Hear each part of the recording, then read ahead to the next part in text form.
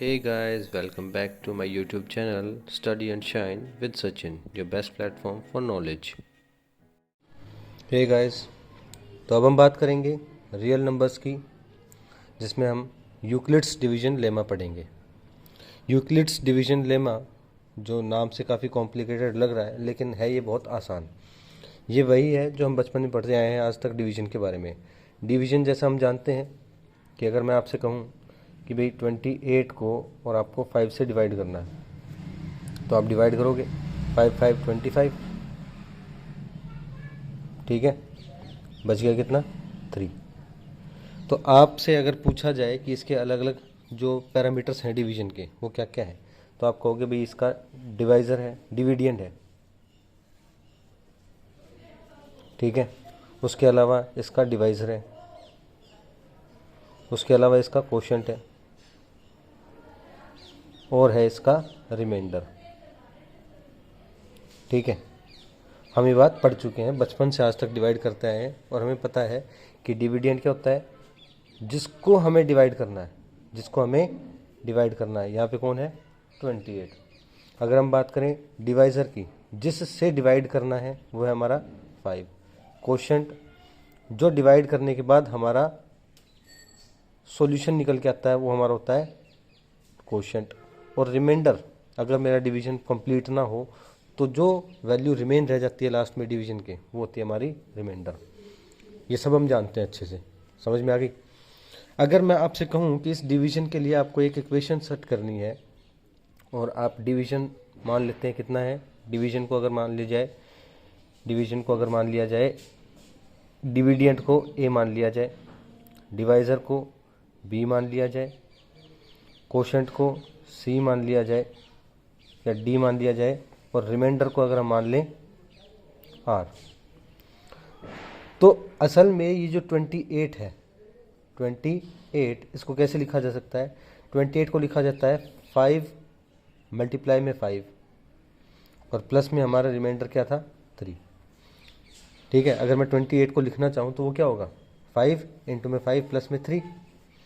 और अगर मैं इस टर्म्स में पूछूं, कोशेंट और डिविडेंड के टर्म्स में पूछूं, तो हमारा ये 28 क्या था, डिविडेंड a, डिवाइज़र क्या था 5, कोशेंट क्या था 5, ठीक है, और रिमाइंडर क्या था हमारा 3।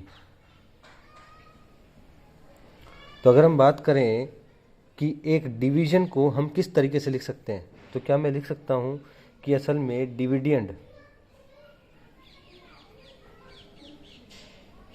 Is equals to divisor into में कोशेंट प्लस में रिमाइंडर। ठीक है, इस तरीके से लिखा जा सकता है, हाँ या ना। डिविडेंड को हम लिख सकते हैं डिवाइज़र इंटू कोशेंट प्लस में रिमाइंडर। तो अगर मैं कोशेंट को क्यू मानता हूँ, इसको क्यू मान रहे हैं, ठीक है, तो हमारे पास क्या हो जाएगा, हमारे पास हो जाएगा a is equals to B into Q plus में r, हाँ या ना। अब अगर इस केस में देखा जाए तो हमारे पास रिमाइंडर निकल के आ रहा है 3, कोशेंट भी आ रहा है 5, रिमाइंडर 3, डिविडेंड 28 और डिवाइज़र हो जाएगा 25। लेकिन क्या अगर मैं आपसे पूछूं 20 को मुझे 5 से डिवाइड करना होता, तो क्या उस केस में हमें रिमाइंडर मिलता, हमें कोई रिमाइंडर नहीं मिलता, 0। तो इसका मतलब रिमाइंडर क्या हो सकता है 0 हो सकता है, ठीक है। और ये बात भी सच है कि ये जो रिमाइंडर है ये कभी भी इस डिवाइज़र से ज़्यादा बड़ा होने वाला नहीं है। मान लो सपोज करते हैं अगर यहाँ पे 31 होता, कितना 31, तो क्या आप कोशेंट 5 लेते, नहीं, उस टाइम क्या लेते, कोशेंट 6 लेते और रिमाइंडर कितना बचता 1 बचता, ठीक है। लेकिन अगर यहाँ पे 31 है तो मैं ऐसा तो नहीं कर सकता ना कि 5 5 25 और रिमाइंडर कितना बच गया 6 बच गया, मैं ऐसे नहीं कर सकता, क्योंकि डिवीजन का रूल है कि आपका ये जो रिमाइंडर है ये हमेशा डिवाइज़र से क्या होना चाहिए, छोटा होना चाहिए। तो इसके लिए कंडीशन सेट हो जाएगी कि जो रिमाइंडर है वो हमेशा छोटा रहेगा किससे, डिवाइज़र से, जो कि b है, और बड़ा हो सकता है या फिर बराबर हो सकता है किसके, 0 के। समझ में आ गई। ये है हमारे पास यूक्लिड्स डिवीजन लेमा। इसी को बोलते हैं यूक्लिड्स डिवीजन लेमा। है क्या इसकी स्टेटमेंट? इसकी स्टेटमेंट ये है कि किसी भी पॉजिटिव इंटीजर्स को positive integer a and b, positive integers a and b, there exist a unique integers q and r that satisfy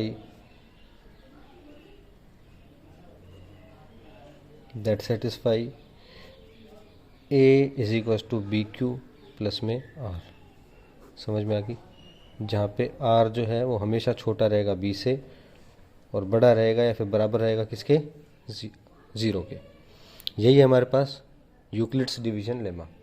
ठीक है, इसको डिवीजन थ्योरम भी बोल देते हैं, सिंपल कि हमारे पास एक पर्टिकुलर डिविडेंड जो है वो डिवाइजर इंटू कोशेंट प्लस में रिमाइंडर होता है। रिमाइंडर कभी भी डिवाइजर से बड़ा नहीं होना चाहिए और 0 या फिर 0 से बड़ा या फिर छोटा, 0 से बड़ा या फिर बराबर हो सकता है। ठीक है, यही है हमारे पास यूक्लिड्स डिवीजन लेमा। अब इस डिवीजन थ्योरम, ये जो यूक्लिड्स डिवीजन लेमा है, इसका हमें एक एप्लीकेशन होता है जहाँ पे हमें निकालना पड़ता है to calculate HCF of given numbers। अगर मुझे गिवन नंबर्स का HCF कैलकुलेट करने को कहा जाए, अगर हम HCF की बात करें तो HCF क्या होता है? वो होता है हमारे पास highest common factor. Highest common factor, वो कॉमन फैक्टर, वो फैक्टर जो दोनों नंबर्स में क्या हो, हमारे पास कॉमन हो और सबसे बड़ा हो। जैसे अगर हम बात करें 4 और 8 के केस में, अगर 4 और 8 के केस में अगर हम बात करें तो 4 के फैक्टर्स क्या हो जाएंगे? वो हो जाएंगे 1 2 4। वहीं अगर मैं बात करूं किसकी? 8 की, तो वो हो जाएगा 1 2 4 और 8। अब ये इसके अलग अलग फैक्टर्स हैं, ये भी इसके अलग अलग फैक्टर्स हैं, लेकिन सबसे बड़ा फैक्टर कौन है? जो कॉमन है, जो दोनों में आ रहा है। 1 भी है, 2 भी है और 4 भी है, लेकिन सबसे बड़ा कौन सा है? 4। इसीलिए HCF कितना हो जाएगा? सिंपल हो जाएगा 4। लेकिन अगर मैं बात करूं तो सिंपल जो टर्म्स होती हैं, जैसे 4 हो गया, 8 हो गया, या फिर छोटे 12 नंबर्स हो गए, 12 हो गया, 24 हो गया, 36 72 इवन 100 तक भी जो हमारी काउंटिंग होती है, उनके HCF कैलकुलेट करना कोई ज़्यादा बड़ी बात नहीं होती है। ठीक है, हम नॉर्मल कैलकुलेशन करके हम HCF कैलकुलेट कर लेते हैं। लेकिन जब हमारे पास बड़े नंबर्स आ जाएं तो उस केस में हम कैसे HCF को कैलकुलेट करें, उसका एक तरीका है हमारे पास, जो किससे निकल के आता है? यूक्लिड्स डिवीजन लेमा की मदद से निकल के आता है। ठीक है, असल में वो एक एल्गोरिदम है। एल्गोरिदम क्या होते हैं? वही मीन्स प्रोसीजर के लिए steps for a procedure to calculate to solve a problem. एक प्रॉब्लम को सॉल्व करने के लिए जो हमारे पास प्रोसीजर के स्टेप्स होते हैं, वही क्या कहलाते हैं? एल्गोरिदम कहलाता है। तो ये जो यूक्लिड्स डिवीजन लेमा है, इसी का यूक्लिड डिवीजन एल्गोरिदम है, जिसकी मदद से हम HCF कैलकुलेट करते हैं। कैसे कैलकुलेट करते हैं? तो कैलकुलेट करने का तरीका क्या है? हम डिवीजन मेथड को अप्लाई करेंगे। किससे? By division method.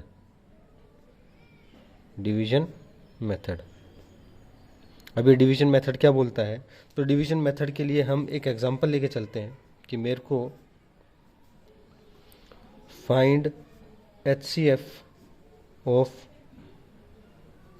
15 and 472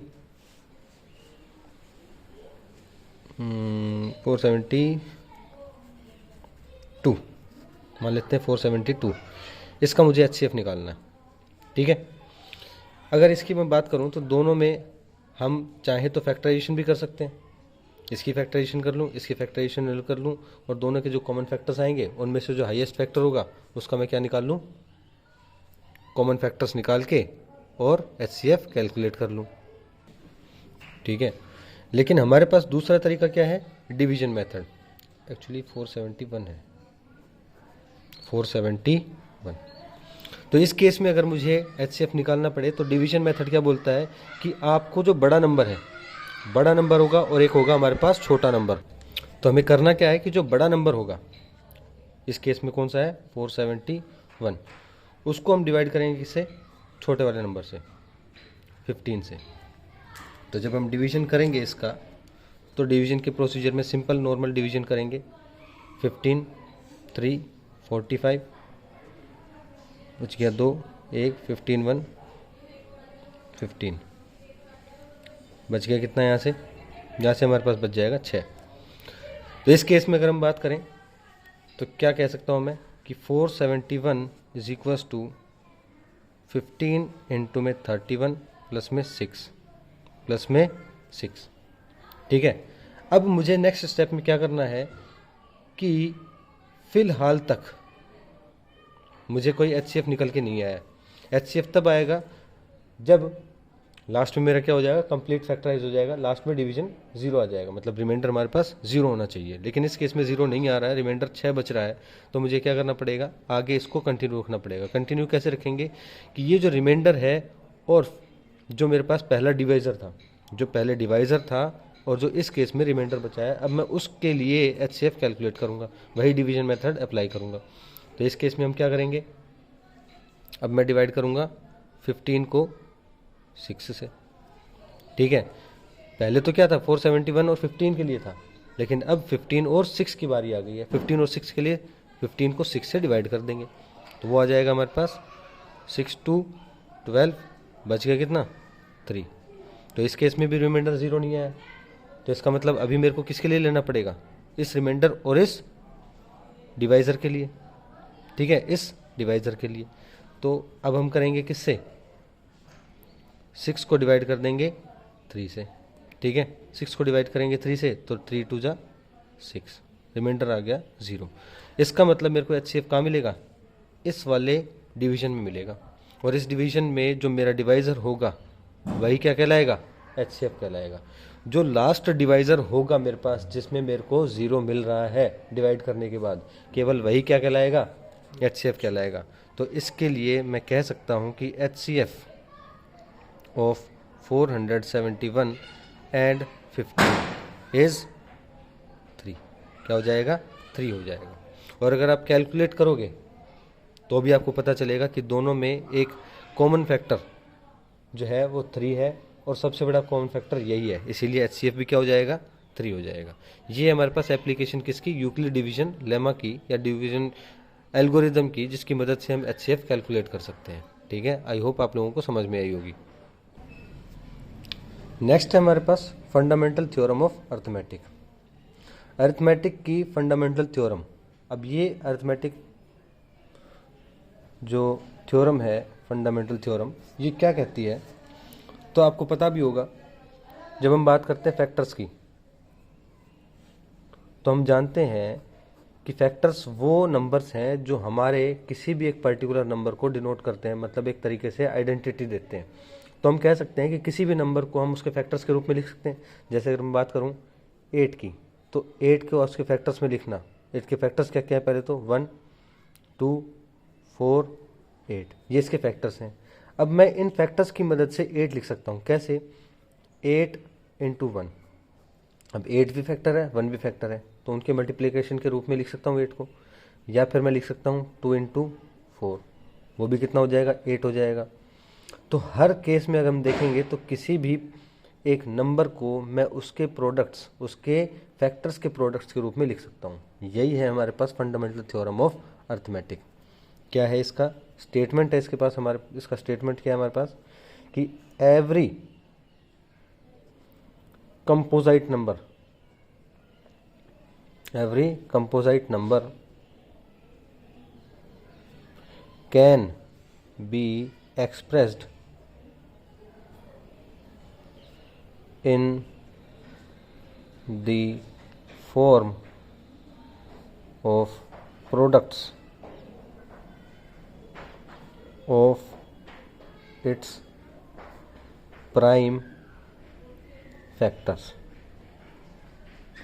क्या मतलब इस चीज़ का कि हम किसी भी नंबर को, किसी भी कंपोजिट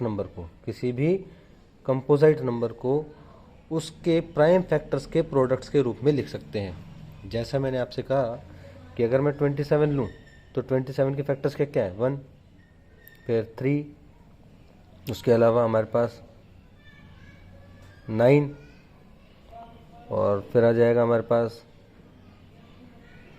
27, 1, 3, 9 और 27।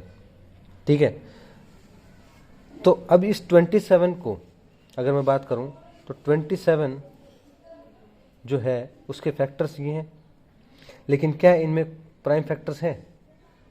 और अगर प्राइम फैक्टर्स हैं तो वो कौन कौन से हैं? इसके लिए पहले मुझे समझना पड़ेगा कि हमारे पास कंपोजिट और प्राइम नंबर्स कौन से होते हैं। प्राइम नंबर्स, ठीक है। अगर हम बात करें कंपोजिट नंबर्स की तो कंपोजिट नंबर्स वो हैं दैट हैव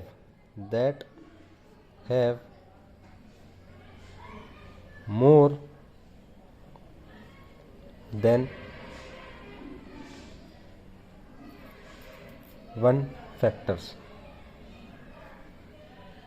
ठीक है, ऐसे नंबर्स जिनके एक से ज़्यादा फैक्टर्स होते हैं वो क्या कहलाते हैं, कंपोजिट नंबर होते हैं। कैसे? अगर मैं बात करूं 4 की, ठीक है, तो 4 को हम 4 के फैक्टर्स क्या हो जाएंगे, 1, 2 और 4। ठीक है, 1 सबका फैक्टर होता है, 1 यूनिवर्सल फैक्टर है जो हर संख्या का फैक्टर कहलाता है। मतलब हर चीज़ जो है 1 से डिवाइड की जा सकती है या 1 से मल्टीप्लाई की जा सकती है। हर नंबर 1 का मल्टीपल है और 1 हर किसी का फैक्टर है। ठीक है, लेकिन अगर मैं 4 की बात करूं तो 4, 1, 2 और 4 इसके फैक्टर्स हैं, एक से ज़्यादा फैक्टर्स हैं। ठीक है, तो इसका मतलब क्या है कि मेरे पास ये जो 4 है ये कंपोजिट नंबर है। अगर मैं बात करूं प्राइम नंबर्स की तो प्राइम नंबर्स वो होते हैं नंबर्स which have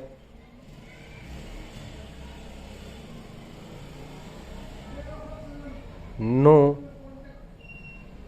factors, जिनका कोई फैक्टर्स नहीं होता अदर देन 1 एंड इटसेल्फ। 1 और इटसेल्फ मतलब खुद के और 1 के अलावा कोई और फैक्टर मुझे ना मिले। जैसे अगर मैं बात करूं 2 की तो 2 का एक ही फैक्टर है और वो खुद, 1 उसका फैक्टर है और 2 वो खुद भी उसका फैक्टर है। याद रखना हर नंबर के 2 फैक्टर कॉमन है, हमेशा मिलेंगे, कि एक तो हर किसी का फैक्टर है, दूसरा वो खुद भी अपने आप का फैक्टर होता है। ठीक है, लेकिन अगर उसके अलावा कोई भी फैक्टर मिल जाए मुझे तो हम क्या कहेंगे कि वो कंपोजिट है, और अगर नहीं मिले तो वो क्या हो जाएगा, हमारे पास प्राइम नंबर हो जाएगा। तो अगर मैं स्टेटमेंट पे चलूँ फंडामेंटल थ्योरम ऑफ अरिथमेटिक की, तो हम क्या कहेंगे कि एक कंपोजिट नंबर को प्राइम फैक्टर से प्राइम नंबर्स के फैक्टर्स के प्रोडक्ट्स के रूप में लिखा जा सकता है। ठीक है, तो अगर कंपोजिट नंबर में मान लूँ 35 है मेरे पास, तो 35 को मैं कैसे लिख सकता हूँ उसके फैक्टर्स के रूप में। उसके फैक्टर्स क्या क्या है हमारे पास, 1, ठीक है, उसके अलावा 5, 7 और 35, ये इसके फैक्टर्स हैं हमारे पास। लेकिन इनमें से प्राइम फैक्टर्स कौन कौन से हैं, वो तो मेरे पास 5 है और 7 है। ठीक है, 35 नहीं है और 1 भी नहीं है। तो इसका मतलब मैं 35 को 5 और 7 के प्रोडक्ट्स में लिख सकता हूँ, और बिल्कुल लिख सकता हूँ कि 35 क्या होता है, वो होता है 5 × 7। ठीक है, लेकिन हमारे पास कुछ नंबर्स हैं, जैसे कि मान लो 64 है। अब 64 के फैक्टर्स तो बहुत सारे हैं, लेकिन अगर उसके प्राइम फैक्टर्स के रूप में लिखना चाहें हम, तो प्राइम फैक्टर्स के रूप में लिखने के लिए हमें 2 × 2 × 2 × 2 × 2 × 2 यही मिलेगा। मतलब कि 2 ही एकमात्र 64 का ऐसा फैक्टर है जो प्राइम नंबर है, और अगर उसके मल्टीपल्स के रूप में लिखना चाहूँ तो वो यही होगा। और इसको मैं जानता हूँ क्या लिख सकते हैं, 2⁵ 5। ठीक है।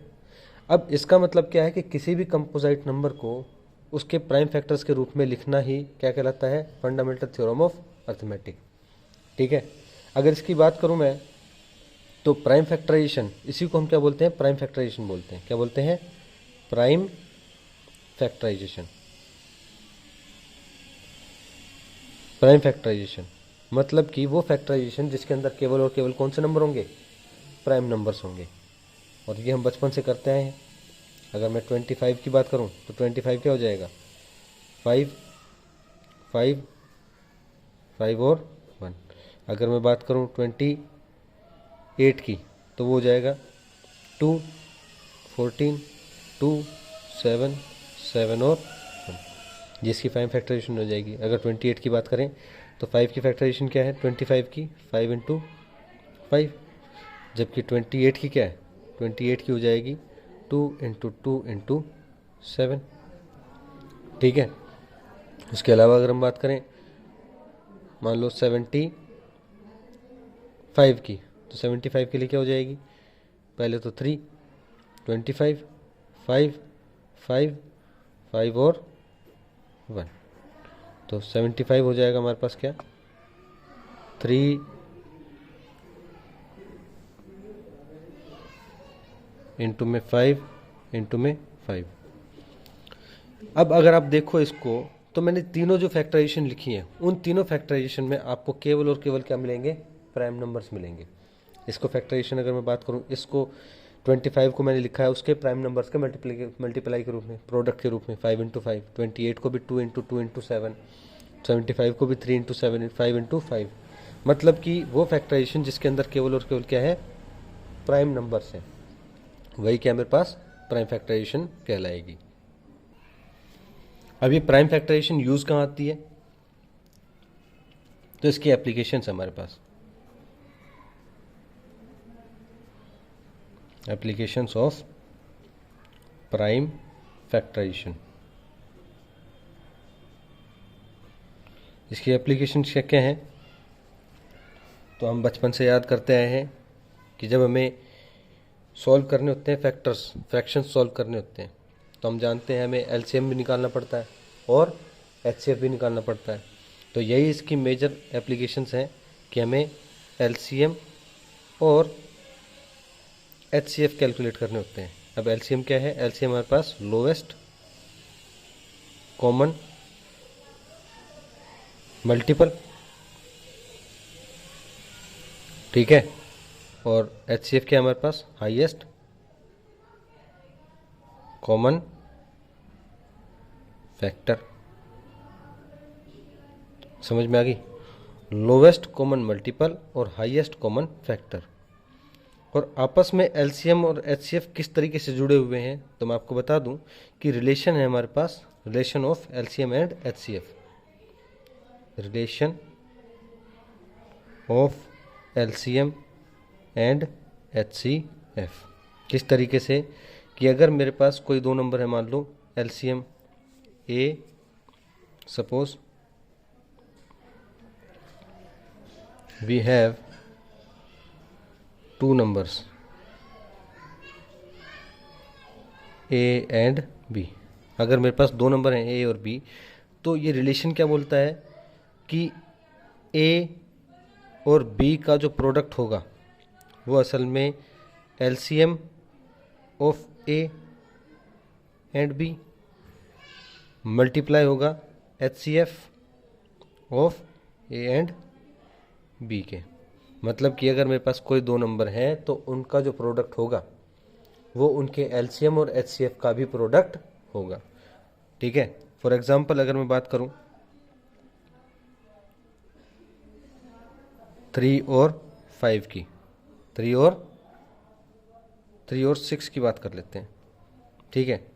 3 और 6 का जो एलसीएम है वो कितना हो जाएगा, वो तो 3 6 18 हो जाएगा। ठीक है, सॉरी 6 हो जाएगा, कितना हो जाएगा, 6 हो जाएगा। और अगर मैं एचसीएफ की बात करूं तो वो कितना हो जाएगा, वो हो जाएगा 3। तो 3 इंटू 6 वो कितना है 18। और एलसीएम इंटू HCF, वो भी कितना है 3 इंटू 6 दैट इज़ 18। समझ में आ गई कि कोई भी दो नंबर जो होंगे उनका प्रोडक्ट जो होगा वो उनके LCM और HCF के प्रोडक्ट के बराबर होगा। ठीक है, लेकिन बात ये आती है कि हमारे पास जो LCM है और HCF है वो हम प्राइम फैक्टराइजेशन की मदद से कैसे लिखेंगे। तो ये मैं एक एग्जांपल से समझेंगे। जैसे हमारे पास अगर हम एग्जांपल की बात करें तो एग्जांपल है हमारे पास कि अगर मुझे 45 और 20, सपोज 45 और 20 की बात करते हैं। मेरे पास दो नंबर हैं A और B जो कि 45 और 20 है। उसके लिए मुझे LCM और उसका HCF कैलकुलेट करना पड़े कि इन दोनों का LCM क्या है और इन दोनों का HCF क्या है। तो हम कैसे करेंगे, जैसा मैंने कहा कि प्राइम फैक्टराइजेशन लिख देंगे। तो 45 के लिए प्राइम फैक्टराइजेशन क्या हो जाएगी, वो हो जाएगी हमारे पास 3 इंटू 3 9 इंटू 5 45। और अगर मैं 20 की बात करूं तो वो हो जाएगी 2 इंटू 2 4 इंटू 5 20। तो इसको मैं लिख सकता हूँ कि 3 की पावर 2 इंटू 5 की पावर 1, और यहीं पे इसको लिख सकता हूँ 2 की पावर 2 इंटू 5 की पावर 1। आई बात समझ में, 5 की पावर 1। तो असल में HCF LCM जो है, LCM है क्या, तो LCM है हमारे पास greatest product power, product of greatest power of each prime factor, prime factor of the numbers. मतलब क्या है, product of greatest power of each of the prime factor of the numbers. मतलब क्या है कि जो हमारे पास नंबर्स इन्वॉल्व हैं उनके अगर प्राइम फैक्टर्स की बात करें तो हर एक प्राइम फैक्टर कौन कौन से हैं, 2 5 और 2, क्योंकि 5 तो दोनों में है। ठीक है, तो ये LCM कैसे निकाला जाएगा कि प्रोडक्ट लिया जाएगा, क्या है 3 है 2 है और 5 भी है, इनका प्रोडक्ट करना पड़ेगा। और वो भी ग्रेटेस्ट पावर, इसकी ग्रेटेस्ट पावर क्या है तो वो भी 2 है, इसकी ग्रेटेस्ट पावर क्या है 2 है, और 5 की ग्रेटेस्ट पावर क्या है 1। तो अगर मैं निकालना चाहूँ तो हो जाएगा 9 into 4 into 5, 9 4 36 into 5 that is हमारे पास हो जाएगा 180। कितना हो जाएगा 180। वहीं बात अगर हम करें HCF की, तो HCF क्या होता है, HCF होता है हमारे पास product of smallest power of each common factor. ठीक है, हर एक कॉमन प्राइम फैक्टर। ठीक है, क्या मतलब इस चीज़ का कि जो हमारे पास नंबर्स हैं उनके कॉमन फैक्टर्स का प्रोडक्ट, और वो भी कौन से, स्मॉलेस्ट पावर का। तो इसके हिसाब से अगर चला जाए तो प्रोडक्ट लेना है मेरे पास 3 5 और 2 का, और वो भी उनकी क्या, स्मॉलेस्ट पावर। ठीक है, कॉमन, क्या 3 कॉमन है इन दोनों में, नहीं है, तो 3 कैंसिल हो जाएगा। क्या 2 कॉमन है, 2 भी कॉमन नहीं है, तो अकेला बच्चा क्या मेरे पास 5, और उसकी भी कौन सी, स्मॉलेस्ट पावर। स्मॉलेस्ट क्या, हमारे पास दोनों पावर ही क्या है 1, तो इसीलिए इसका कॉमन फैक्टर क्या हो जाएगा 5⁻1 दैट इज़ 5। तो हमारे पास HCF कितना आ जाएगा 5, और LCM कितना होगा 180। अब ये चेक करने के लिए कि क्या LCM और HCF दोनों सही है मेरे पास, तो एक वेरिफिकेशन मैं कर सकता हूँ कि दोनों नंबर्स का मल्टीप्लाई किया जाए A इंटू B का, दैट इज़ 45 इंटू 20। ठीक है, 45 इंटू 20, 45 इंटू 20 कितना हो जाएगा, वो हो जाएगा मेरे पास 900। ठीक है, और अगर मैं इन दोनों का LCM और HCF को मल्टीप्लाई करना चाहूँ तो वो भी कितना होना चाहिए वो भी सेम आना चाहिए, क्योंकि हमने अभी कहा था कि LCM इंटू HCF दोनों नंबर का वो क्या हो जाएगा, उन दोनों नंबर्स के प्रोडक्ट के बराबर होगा। ये रूल है इम्पोर्टेंट। तो अगर इस रूल के हिसाब से चला जाए तो LCM कितना है 180, उसको 5 से मल्टीप्लाई करेंगे तो वो भी कितना आता है 900। इसका मतलब मेरा LCM और HCF कितना है, बिल्कुल एक्यूरेट है।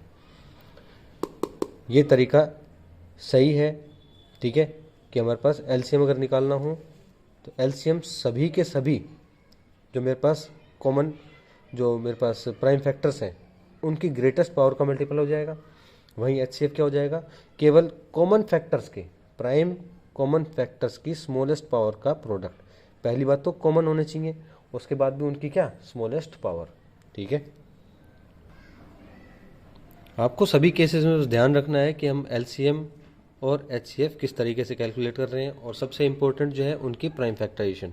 प्राइम फैक्टराइजेशन बहुत तरीके से लिखनी है, एकदम सही से लिखनी है, ठीक है।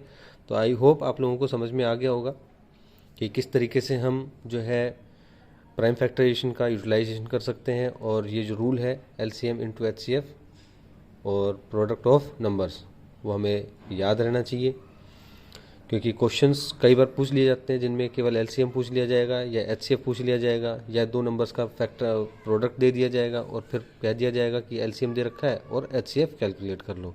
तो ये रूल बहुत इंपॉर्टेंट है, ये समझ में आनी चाहिए, ठीक है। फंडामेंटल थ्योरम ऑफ अर्थमेटिक क्या है कि किसी भी कंपोजिट नंबर को उसके प्राइम फैक्टर्स के प्रोडक्ट के रूप में लिखा जा सकता है, ठीक है।